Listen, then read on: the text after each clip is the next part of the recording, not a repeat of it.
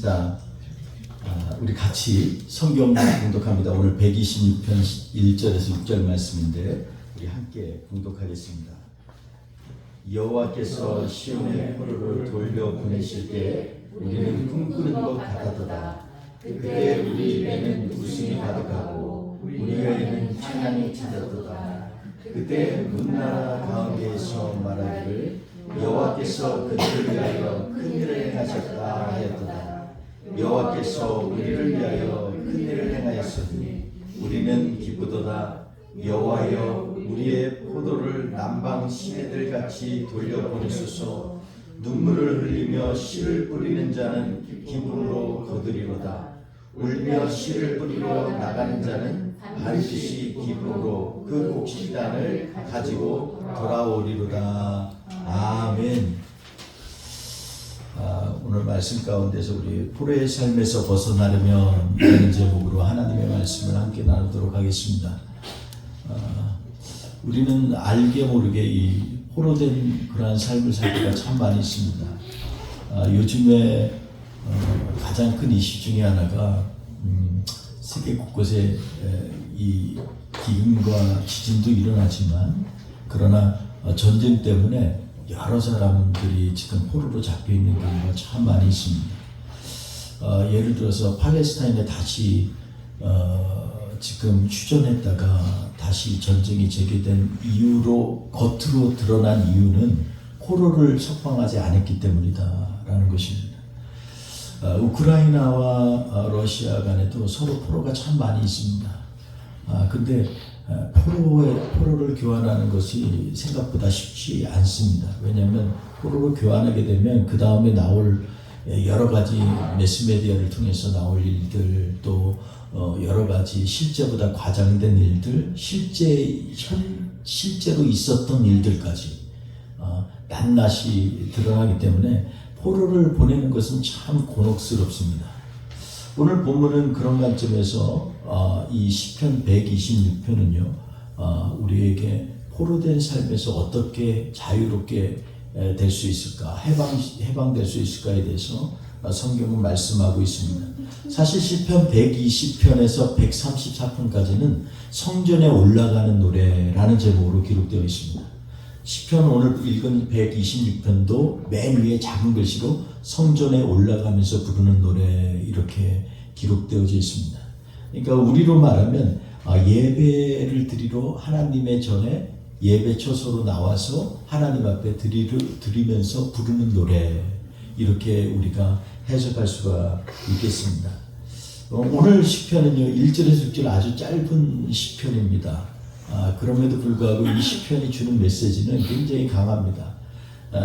전통에 의하면 이 시편은 에스라 때에 기록되어졌다 이렇게 얘기합니다. 에스라는 우리가 잘 알고 있는 포로기 때 돌아온 이 율법학자 중에 정말로 뛰어나고 또 설득력이 있고 또 하나님의 말씀을 정말 잘 깊이 이해해서 포로기에 돌아온 분들에게 희망을 주고 메시지를 줬던 그런 학자로 알고 있습니다. 그래서 우리가 성경에도 에스라가 있습니다. 오늘 우리가 보는 이 상황을 보면은요, 이 당시 시편이 기록된 때가 어느 때냐면 유다가 바벨론의 포로로 잡혀가서 이제 오랫동안 종살이를 하고 포로로서 생활을 하다가 다시 유대로 돌아오는 시기가 있습니다. 우리가 잘 이 성경을 통해서 접했듯이 1차 포로기, 2차 포로기, 3차 포로기 이렇게 얘기합니다. 그 중에서 1차 포로기는 스룹바벨을 통해서 스룹바벨 총독을 통해서 같이 이 이스라엘 백성이 모여서 처음 유대 땅으로 돌아온 그 시기를 말하고 몇십 년 후에 이 에스라 학자와 함께 2차 포로들이 귀환을 했습니다. 그리고 나중에 우리가 또 느헤미야서가 나오는데 느헤미야가 다시 3차 포로들을 데리고 이스라엘 땅으로 돌아오는 그러한 장면들을 놓고 크게 1차, 2차, 3차 포로기를 얘기합니다. 그 중에도 수시로 몇 명씩 떼를 지어서 도둑이나 강도를 피하기 위해서 여러 명이 그룹을 지어서 이렇게 왔던 시기들도 있지만 큰 무리가 함께 이동한 시간들을 주로 1차 포로기, 2차 포로기, 3차 포로기로 나누고 있습니다. 그 중에서 오늘 시편 122편은 에스라가 돌아왔을 때니까 약 2차 포로기 즈음에 지은 시편으로 우리가 이렇게 이해해도 틀린 것은 아니라고 볼 수가 있습니다. 그 에스라 얼마나 지혜가 있고 그리고 또 하나님의 말씀에 정통한 에스라가 지은 시편이라고 하기에는 너무나 단순하면서도 그리고 감성에 호소하는 그러한 말씀처럼 보입니다. 겉으로 보면 굉장히 즐거운 그러한 시편으로 시작을 됩니다. 오늘 우리가 본 것처럼 우리 1절 한번 읽어볼까요? 시작. 여호와께서 시온의 포로를 돌려보내실 때에 우리는 꿈꾸는 것 같았도다. 얼마나 좋았으면 꿈꾸는 것 같았겠어요. 근데 여기에 이 이유는 그렇습니다. 포로로 가서 돌아온다는 게 우리는 성경이 기록되어 있으니까 알지만 실제로는 그렇게 쉬운 것이 아닙니다. 포로로 잡혀서 돌아온다는 것은 그 나라에서 돌아올 때 그 나라가 포로로 잡아간 강대국이 갑자기 나라가 흔들린다거나 아니면은 어떤 내란이 있거나 엄청난 재해가 있기 때문에 돌아오는 경우 빼놓고는 돌아올 일이 없어요. 근데 강대국이 그렇게 한순간 무너지는 경우는 별로 없습니다. 그러니 오늘 말씀 가운데 이것이 꿈꾸는 것 같았다 이렇게 얘기합니다. 그 가운데서도 이스라엘 백성은 절망과 그리고 암흑 같은 포로 생활 가운데에서 신랄 같은 희망이 있었어요. 그건 뭐냐면 주님께서 예언을 해서 뭐라고 하냐면 70년 후에 니네가 다시 돌아오리라 이렇게 선지서에 얘기를 했습니다. 실제로는 일어나지 않지만 그 말씀을 붙잡고 기다렸던 사람들 그리고 그 말씀을 되새기면서 어린아이한테 또는 앞으로 태어난 자손들에게 하나님이 반드시 우리로 하여금 하나님이 택하신 땅으로 우리를 돌려보내실 거야. 그곳에서 우리가 예배를 드릴 거야. 이런 신랄 같은 그러한 희망을 가지고 끝까지 버틴 사람들에게는요. 이 70년 후에 이 일이요. 너무 기적 같고 꿈과 같은 일입니다. 그래서 이러한 일들을 경험하면서 에스라는 이렇게 얘기를 하는 것입니다. 정말 이건 꿈만 같았다. 꿈만 같다. 이렇게 될 수가 없는데 꿈만 같다. 이렇게 얘기합니다. 하나님께서 갑자기 우리 교회도 교회 초소가 싹 없어졌을 때 정말 깜깜했습니다. 그리고 마침 또 장소가 구해질 것 같았을 때 너무나 기뻤죠. 그런데 그러다가 갑자기 또 안 되니까 더 깜깜해졌습니다. 그럼에도 불구하고 우리가 서로에게 격려하듯이 하나님 앞에 전심으로 나아가는 우리가 예배드리는 그곳이 바로 예배처소다라는 그런 말씀 붙잡고 나아갈 때 하나님께서 또 우리에게 어제 저녁에 지치고 힘들었지만 교회를 꾸미면서 정말 제 속에도 꿈만 같았다 이러한 생각을 해봤습니다. 그러면서 제가 이 말씀을 준비하면서 지난 한 30여 년 동안의 목회와 선교 사역을 돌이켜봤습니다. 과연 나에게는 예수 믿고 나서 언제 꿈만 같은 시간이 있었을까 생각을 해봤어요. 근데 돌아보니까 실패한 경험은 많은데 꿈만 같이 막 하나님께서 강하게 역사하셔서 그냥 눈에 도저히 이루어지지 않을 건데 이루어졌다. 그래서 막 그냥 너무 황홀했던 기억이 별로 없어요. 있었던 거는 이제 결혼할 때 아내하고 결혼하게 될 때 꿈만 같았습니다. 뭐 믿든지 안 믿든지. 그리고 애들하고 어릴 때 애들하고 힘들고 노래 다 하는데 그냥 지지고 못 가는데 애들한테 밥 떼먹여줄 때 그냥 참새가 이발 벌리면서 밥을 조금씩 받아먹는 그 생각 그때를 지나면서 또 꿈만 같았습니다. 참 어려웠던 환경은 정말 어려웠는데 그럼에도 불구하고 곳곳에 숨어있는 꿈만 같은 시간들이 그 누구에게나 한두 번은 있었을 거다라는 생각을 해봤습니다. 그런데 이 에스라는요, 그는 대학자였고 2차 포로들을 데리고 온 리더였지만 그에게 있어서 정말 가장 꿈만 같았던 것은 뭐냐면 하나님이 약속한 땅으로 돌아오는 것이 정말 꿈만 같았다. 이렇게 성경은 기록하고 있습니다. 얼마나 쉽지 않습니까? 바벨론에서부터 예루살렘 땅까지 오는 걸 보면 대략 한 2,000km가 넘어요. 그러니 얼마나 그 길이 여전히 험하겠습니까? 그리고 도처에 날짐승도 있었을 거고요. 산적도 있었을 거고요. 길이라고 제대로 된 길이 있었겠습니까? 기껏해야 그 후에 이제 로마가 딱 이렇게 길을 닦으면서 모든 길은 로마로 이렇게 얘기하기 전까지는 길이 제대로 돼 있는 길이 별로 없었을 거예요. 그러면서도 그 험한 길을 가서 고향에 돌아왔는데 고향은 이미 황폐해진 땅이 되어버렸어요. 그럼에도 불구하고 에스라에게 이 꿈만 같았던 것은 무엇일까? 그것은 바로 하나님께서 약속하셨던 내가 너의 기도를 들을 것이고 너의 예배를 받을 곳이라고 하는 그곳으로 다시 돌아왔기 때문에 꿈만 같다라는 것입니다. 오늘 이 말씀 가운데에서 우리가 돌아오다라는 말이 수부라는 말입니다. 이 말은 다른 말로 회복이라는 뜻도 있어요. 그래서 회복시키시다라는 것입니다. 그때 에시바트 포로된 상태, 포로된 상태, 포로를 돌려보내실 때 할 때 포로라는 말은요 신분을 얘기 아니라 포로로 지금 되어진 상태를 얘기하고 있습니다. 이 포로된 상태를 해방시키기 위하여 우리 예수님은 이 땅에 오셨다라고 성경은 말씀하고 있습니다.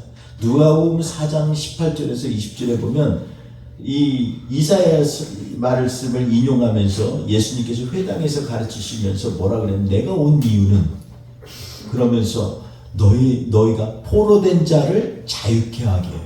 눈먼 자에게 다시 보게 하고 억눌린 자를 해방시키기 위하여 내가 왔다. 이렇게 예수님은 명확하게 말씀하고 있습니다. 우리가 포로된 것들에 대해서 우리는 스스로 뭐에 포로됐는지 우리는 한번 점검해 볼 필요가 있습니다. 오늘 본문 말씀은 사실 물리적인 힘으로 외국의 강한 나라에 의해서 억압되어져서 종살이로 가서 별별 일 다 시켜도 그냥 해야 되는 게 포로입니다. 그런데 우리 인생에 있어서 우리도 포로된 삶을 산 적은 없을까 한번 점검해 볼 필요가 있어요. 어떤 사람은요 돈에 포로된 사람이 있어요. 돈 때문에 포로가 돼서 돈 얘기만 나오면 정신이 없어 하는 사람이 있어요. 그리고 돈만 앞에 있으면 다른 것들이 다 보이지 않아요. 돈 때문에 가정을 잃고 돈 때문에 친구를 잃고 돈이 소중해서 내가 여태껏 쌓아왔던 관계들을 무너뜨리는 사람들이요 너무나 많이 있습니다. 여러분 돈에 포로된 사람이 얼마나 많은지 몰라요. 돈에 포로된 사람들의 특징은요 눈만 떴다 하면 돈 생각이 나는 거예요. 다른 냄새는 잘 못 맡는데 돈 냄새는 얼마나 잘 맡지. 어떤 사람은요 명예에 포로된 사람도 있어요. 자기의 명예 때문에 다른 것들을 갖다가 다 없이 여기는 사람도 있어요. 저는 옛날에 그 명예라고는 말할 수 없지만 어릴 때 기억이 납니다. 지금도 국민학교 2학년 때인 것 같아요. 그때는 초등학교라 그러고 제가 다닐 때마다 국민학교였거든요. 2학년 때였는데 엘리먼터리 세칸이죠. 2학년 때인데 소풍을 갔어요. 소풍을 갔는데 저희 어머님이 관절염이 있으셨어요. 근데 저를 너무 사랑하셔서 소풍을 간 해필이면 또 살이네. 근데 저는 철부지라 그때는 몰랐어요. 갔는데 신나가 친구들이랑 룰랄라 하면서 갔는데 산에 올라가서 이제 자 우리 같이 체조해요. 선생님 따라서 하고 그 다음에 이제 밥 먹읍시다 뭐 이러는데 둘이 보는데 엄마가 없어. 와 당황스럽더라고요. 근데 학생이라는 명예 때문에 그때 제가 반장이었어요. 그 명예 때문에 엄마를 찾지 않고 있었던 그게 지금까지도 마음에 한이 맺힙니다. 엄마가 무릎이 아플 텐데 근데 학급 1년이라고 엄마를 찾는 일에 대해서 소리죠. 어머니가 나중에요 거의 점심시간이 끝날 때쯤에 한 3, 40분 뒤에 저 멀리서 그러면 빨리 가서 엄마 이렇게 모시고 와야 되잖아. 엄마 괜찮아? 그 와중에 또 김밥까지 양손에 이렇게 들고 그 관절로 지금 생각해도 얼마나 애련하게 제 마음에 와닿는지 몰라요. 그 엄마의 사랑을 생각하면 그 관절님 뭐 자식이 뭐가 예쁘다고 반장이니까 또 선생님 김밥까지 사고 얼마나 그 전날 거의 밤새서 정성껏 김밥도 만드시고 지금 생각하면 정말 불효자도 이런 불효자가 없어요. 근데 명예라는 거 조그만 마음에도 내가 반장이라는 거 그거 하나 때문에 다른 것들을 갖다가 다 저버리는 엄마까지 앞에서 그렇게 찾지 못하는 나를 지금 생각해도 너무너무 부끄럽습니다. 우리가 과연 우리가 갖고 있는 성도이기 때문에 집사이기 때문에 권찰이기 때문에 장로님이기 때문에 목사이기 때문에 전도사이기 때문에 우리는 이것 때문에 실제로 하나님 앞에서 예배자의 모습을 잃어가는 경우는 없습니까? 다른 사람들을 잘 보살피고 하는 의로운 것들에 대해서 관심은 있는데 정작 하나님 앞에서 예배 드릴 때의 모습은 하나님이 보실 때 참 초라한 모습이지 않을까요? 저는 우리가 이 포로됨에서 자유함이 필요하다고 생각합니다. 어떤 사람은 자식에 포로된 사람도 있어요. 저는 그런 사람 참 많이 봤습니다. 예전에 자식 때문에 다른 거 관심 안 갖고 자식 때문에 여기저기 교회도 얼마나 자주 옮기는지 여기가 한인학교가 좋다고 하면 우르르 가고 여기가 무슨 새로운 프로그램 한다고 우르르 가고 근데요 과연 그 자식의 입장에서는 그게 과연 정말 자신을 위하는 길일까요? 자식의 마음에서는 우리가 한번 생각을 해본 적은 있을까요? 그렇다면 우리는 하나님 앞에서 하나님 앞에 예배 드리는데 우리는 우리 나름대로의 예배를 잘 드리기를 원하는데 그 좋죠. 그런데 하나님의 마음에서 하나님이 우리에게 기뻐 받으시기 원하는 예배의 모습을 우리는 갖고 있을까요? 우리는 이런 포로 가운데 정말 있는 것 같습니다. 그래서 이 포로된 상태에서 이 에스라는 지금 이 다시 포로에서 해방되는 것에 대해서 꿈꾸는 것 같다 이렇게 얘기합니다. 에스라는 아마 그냥 포로지에 있었으면 더 대우받았을 거예요. 왜냐하면 그는 리더였을 뿐만 아니라 대학자였고 그 당시에 바벨론뿐만 아니라 주변에 있는 나라들도 이렇게 하나님을 알고자 하는 관심이 많았어요. 얼마든지 다니면서 잘 대접받고 잘했을 거예요. 근데 굳이 힘들게 그 멀리 다시 본향까지 돌아오고 와가지고도 별로 그렇게 자기가 기득권 내세울 것도 아니고 2차로 왔으니까 1차로 온 사람들이 다 자리를 잡았을 거 아니에요. 뭐가 좋다고 거기까지 갔을까? 에스라는 이 모든 걸 다 감수하고서라도 예루살렘으로 돌아오고자 하는 이유가 있었다는 것입니다. 그게 바로 오늘 성전에 올라가는 노래의 의미인 것입니다. 여기에 오늘 1절 말씀에 보면 동사가 나오는데 그거는 뭐냐면 여기에 보면 하이누라는 말입니다. 우리는 뭐뭐였다라는 말이 여기에 실제 주동사입니다. 그건 뭐냐면 우리는 꿈꾸는 것 같았다라는 것입니다. 이거는 내 힘으로 되지 않았다라는 것입니다. 이거는 내 능력으로 된 것이 아니라 우리 하나님이 하셨다라는 것입니다. 우리 2절 한번 읽어볼까요? 그때라는 말이 있는데 그러면 그때가 어떤지 같이 한번 읽어보겠습니다. 시작. 그때 우리 입에는 웃음이 가득하고 우리 혀에는 찬양이 찾아도다. 그때 문나라 가운데서 말하기를 여호와께서 그들을 위하여 큰 일을 행하셨다 하였도다. 아멘. 그때 우리 입에는 웃음이 가득하고 혀에는 찬양이 가득했어요. 저도 왕년에 얘기하면은 참 입에 얼마나 기도가 살았고 찬양을 많이 하고 그런 감격적인 일들이 있었는지 몰라요. 아마 우리 성도님들도 다 그런 때가 있습니다. 근데 맨날 그때로 끝나서는 안 되잖아요. 이 그때가 얼마나 오랫동안 가능할까요? 입에서 찬양만 나오고 혀만 벌렸다면 하나님 증거하고 이런 때 과연 얼마나 오래됐을까요? 오랫동안 지속될까요? 정말 쉽지 않습니다.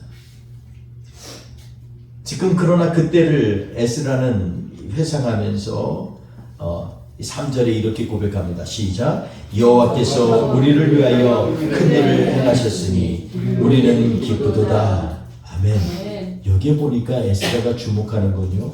여호와께서 우리를 위하여 큰 일을 행하셨으니 우리는 기쁘도다. 이렇게 말씀합니다. 여기에 어떤 말이 나오냐, 원래 원문에 보면요, 우리를 위하여라는 말인데, 이 말은요, 원래는 우리와 함께라는 말입니다. 여기에 이 말에, 히브리 말은 임마누라는 말입니다. 여러분, 임마누 하면 기억나는 게 있죠? 예수님의 또 다른 이름, 그 이름이 임마누예요. 예. 근데요, 이 유대인들에게는요, 임마누라는 말이 더 익숙했어요. 우리와 함께 하시나. 우리와 함께 하실 거야, 하나님. 우리와 함께 하실 거야. 그러니까 우리와 함께 하신다는 그 고대함이요, 계속해서 우리 안에 쌓이고 쌓이니까 나중에는요, 예수님이 오시면서 그의 이름이 임마누엘이 됐어요. 하나님, 우리와 함께 하시는 하나님이 되셨어요. 여러분, 우리도 매일 반복해서 우리와 함께라는 말이 정말 우리 안에서 사무칠 정도로 있을까요? 내가 간절하게 하나님 우리와 함께 해주세요 라는 말이 정말 우리 안에서 맴돌고 있나요? 하나님 우리와 함께라기보다는 우리에게 축복을 주세요, 보내주세요, 이런 말을 더 많이 하지 않을까요? 우리에게 필요한 거 채워주세요. 근데 그게 아니라 에스라는요, 우리와 함께라는 말이 계속해서 그에게는 가장 중요한 말이었습니다. 우리와 함께 하시는 하나님이 계셨기에 우리는 기쁘도다 라는 말로 해석할 수가 있습니다. 임마누, 그러면 하나님께서, 엘이라는 말이 원래 하나님이라는 뜻이잖아요. 내가 엘이야, 이렇게 우리는 고대하고 하나님은 하나님으로 우리에게 임하시는 거예요. 우리는 고대한다는 임마누라는 말이 우리 안에 좀 작고, 하나님 저는 기대합니다, 하나님 우리와 함께 하시기 원합니다, 우리와 함께 하실 하나님을 사모합니다, 이럴 때 하나님이 임재하셔서 임마누엘, 내가 너와 함께 하리라, 이렇게 말씀하고 계시는 것입니다. 그런데요, 4절에 독특한 고백이 있어요. 같이 한번 읽어보겠습니다. 시작. 여호와여 우리의 포로를 남방 시내들 같이 돌려보내소서. 여러분, 여기에 보니까 우리의 포로를 이렇게 얘기합니다. 지금 자신들을 얘기할까요? 자기 자신들은 이미 왔어요. 그러니까 꿈꾸는 것 같았도다, 과거형이에요. 근데 4절에 보니까, 여기 보니까 여호와여 우리의 포로를, 지금 우리의 포로들은 누구예요? 아직까지 돌아오지 못한 우리 동족들을 생각하는 거예요.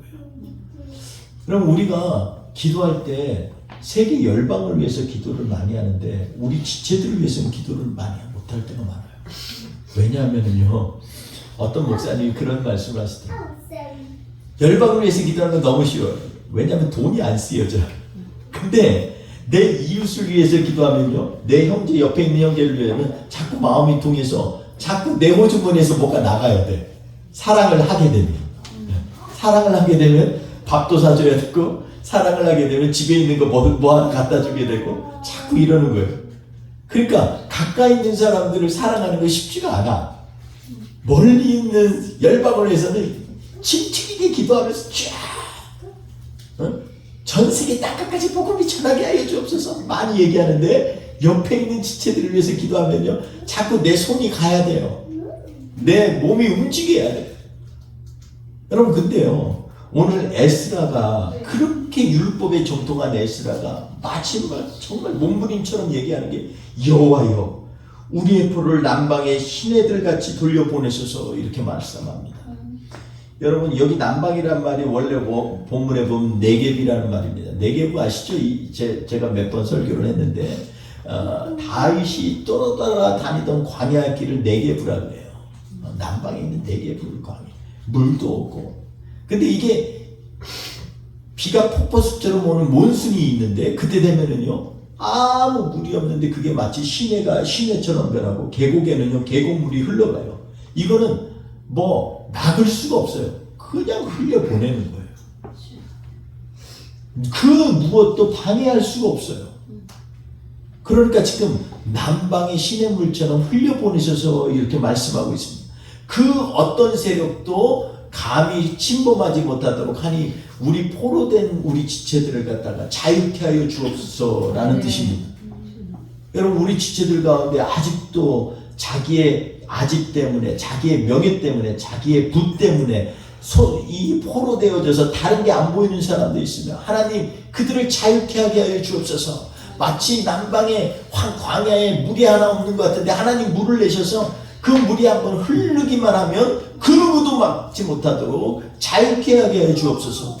이런 기도를 지금 에스라는 하고 있는 것입니다.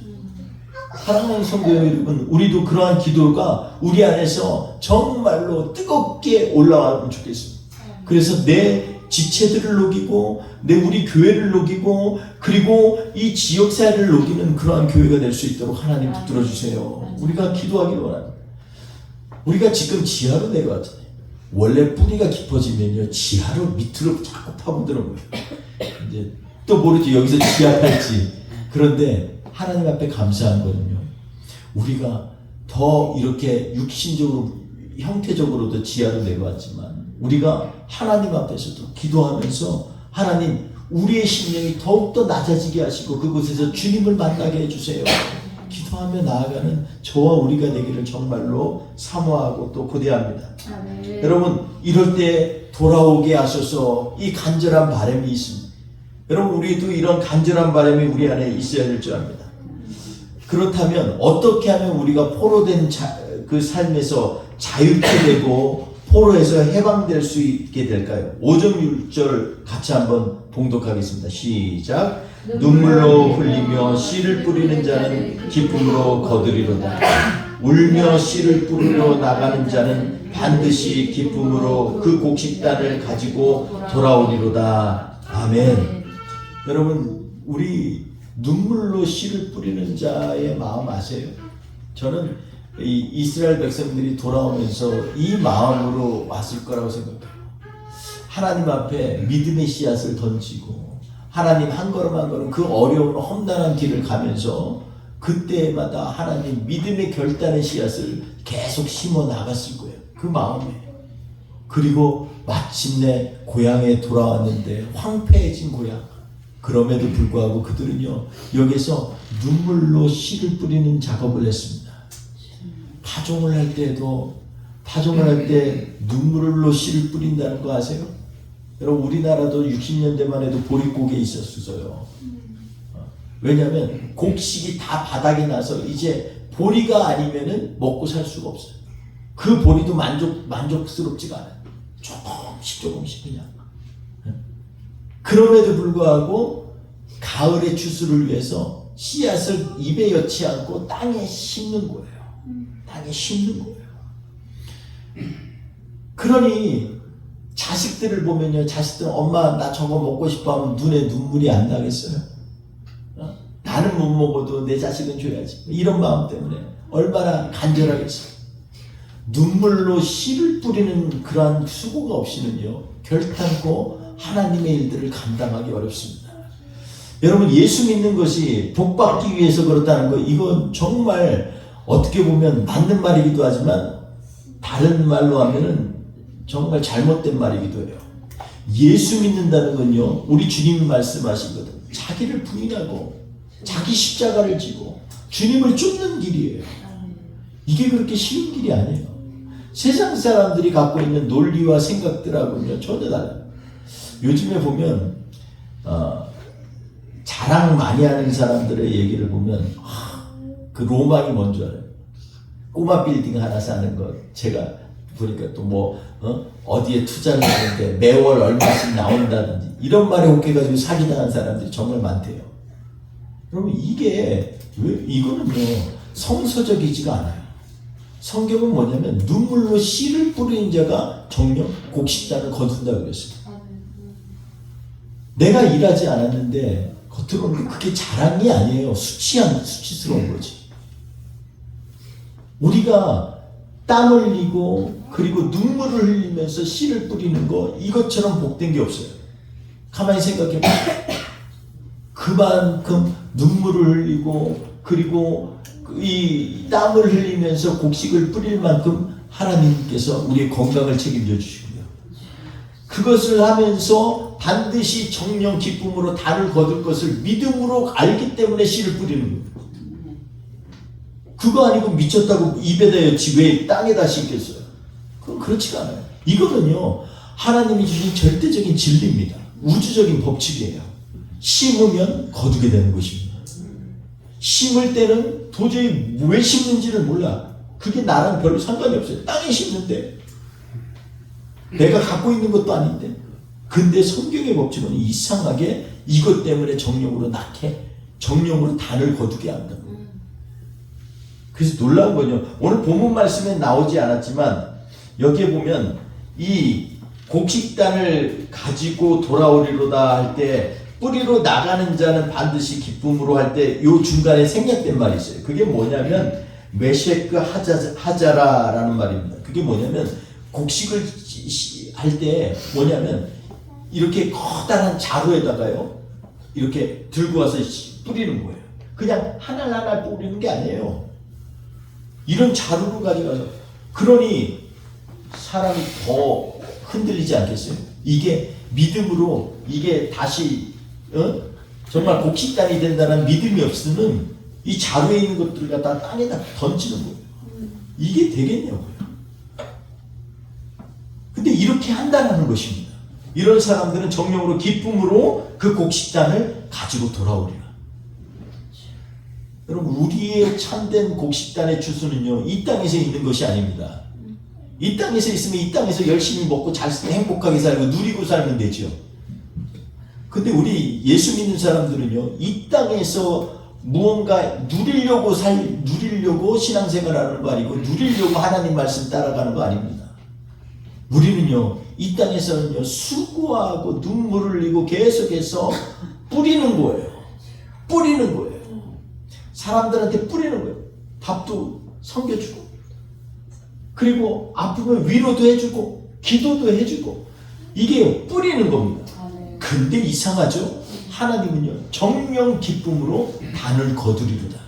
이건요, 정령입니다. 슈어인데 100% 슈어가 아니라 1000% 슈어라는 거예요.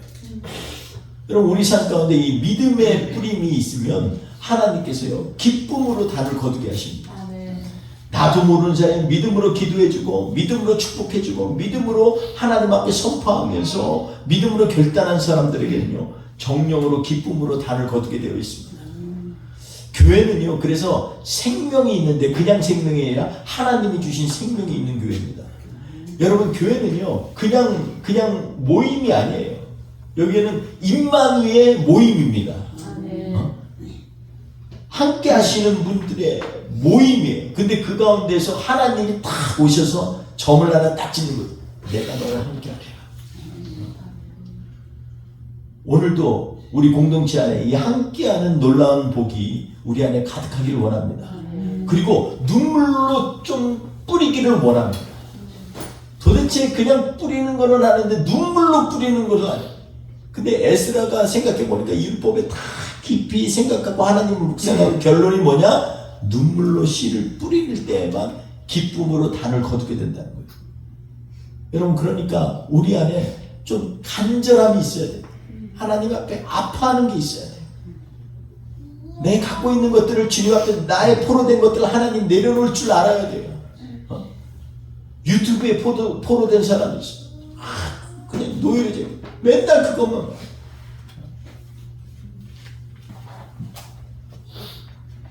여자의 포로된 사람. 이렇게 젊은이들, 남자의 포로되고 여자의 포로되고. 여러분, 우리가 포로됨에서 자유케 하시려고 오신 우리 예수님 앞에서 우리의 포로됨을 내려놓을 줄 알아요. 그러려면 우리 안에요, 하나님 앞에 눈물로 씨를 뿌리며 결단하는 그런 믿음의 고백들이 있어야 됩니다. 사랑하는 성도 여러분, 오늘 시편 126편 말씀이 이번 한 주간 내내 동안 우리의 귀에 울림이 되어서 우리로 하여금 하나님 앞에서 정말 꿈꾸는 것 같이 기뻤다라는 과거의 그런 기억들과 회상이 있을 뿐만 아니라 주님 앞에서 다시 한번 눈물로 씨를 뿌리는 그러한 작업들을 통해서 우리의 포로됨이 그 가운데서 자유함을 얻을 수 있도록 주의 이름으로 축원을 드리겠습니다. 이번 한 주 동안 내가 포로된 거 있으면 주님 앞에 회개하면서, 그냥 회개한다고 포로된 것에 떨어져 나가는 게 아니에요.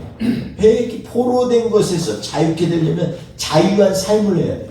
자유한 삶은 뭐예요? 눈물로 뿌리는 것입니다. 여러분의 삶을 하나님 앞에서 증거를 할 수 있는 건요, 뿌리는 작업이에요. 예수를 증거하고 사랑을 증거하고 사랑을 나누고 퍼뜨리고, 그리고 예수님을 경험해 간증하고 주님 앞에 증거하는 그러한 삶이 온 삶 안에 가득하여 있어 우리의 포로됨에서 자유함을 느끼며 이번 한 주 동안도 그 자유로 승리하는 저와 우리 되시기를 주의 이름으로 축원드리겠습니다. 기도하겠습니다. 할렐루야. 하나님 아버지 감사합니다. 우리를 하나님 남방 시냇물같이 돌려보내 주시옵소서. 주님, 제 힘으로 포로된 거에서 자유케 되기가 정말 어렵습니다. 내가 포로된 것조차 인식 못하고 살 때도 너무나 많이 있습니다. 지금 이 시간 다시 한번 우리를 죄에서 자유케 하시고 유혹에서 뿌리쳐 승리하게 하시고 어떤 물질과 명예와 그리고 내가 좋아하는 것에 노예가 되었다면 그것에서부터 주님은 이미 해방시키시고 그리고 우리를 회복시키시기 위하여 이 땅에 오시고 약속하셨는데 그 약속 붙들고 승리하게 하여 주옵소서.